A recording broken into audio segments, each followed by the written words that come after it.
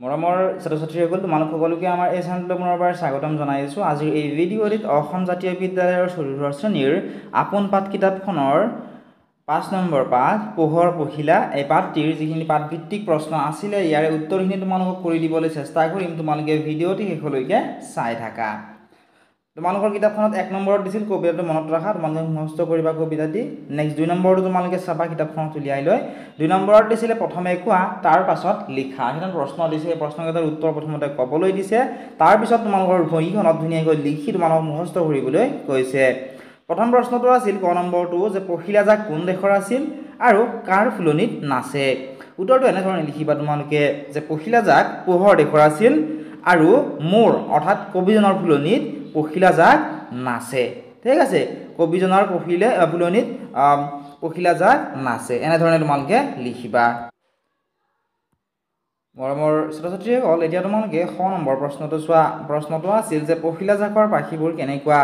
উত্তৰটো লিখিবা এনেধৰণে যে পখিলাজাকৰ পাখিবোৰ ফুলাম। এতিয়া তোমালোকে চোৱা গ নম্বৰ প্ৰশ্নটো আছিলে যে কি কাৰণে ফুলৰ পুৰণি পাহি সৰিছে বুলি কবিয়ে কৈছে। উত্তৰটো এনেধৰণে লিখিবা যে ফুলৰ পুৰণি পাহি ন পখিলাৰ লাহি ভৰত সৰিছে বুলি কবিয়ে কৈছে। এনেধৰণে তোমালোকে লিখি ল'বা। নেক্সট ঘ নম্বৰ প্ৰশ্নটো চোৱা। প্ৰশ্নটো আছিল যে কবিয়ে পখিলাৰ পাখিত কি লিখা থকাৰ কথা কৈছে।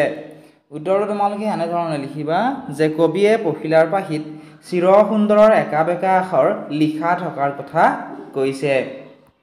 এতিয়া তোমালোকে ৩ নম্বৰ প্ৰশ্নটো চোৱা। প্ৰশ্নতে আছিল যে পঢ়া বুজা আৰু লিখা।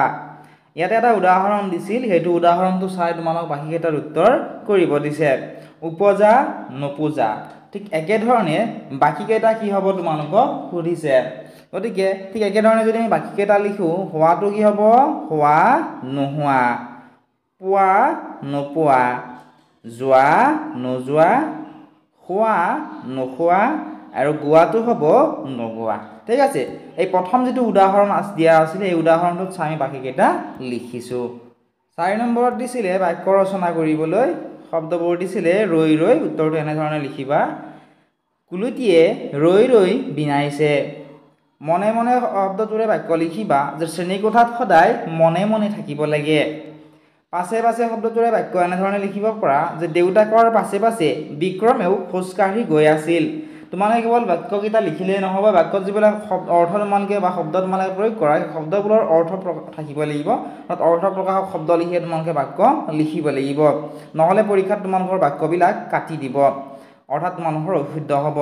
ঘ নম্বৰত দিয়া আছিলে নেক্সটটো ঘৰে ঘৰে। গতিকে লিখিবা যে কাইলৈৰ পৰা ৰাজ্যৰ গাঁও অঞ্চলত স্বাস্থ্যকৰ্মীয়ে ঘৰে ঘৰে গৈ স্বাস্থ্য পৰীক্ষা কৰিব।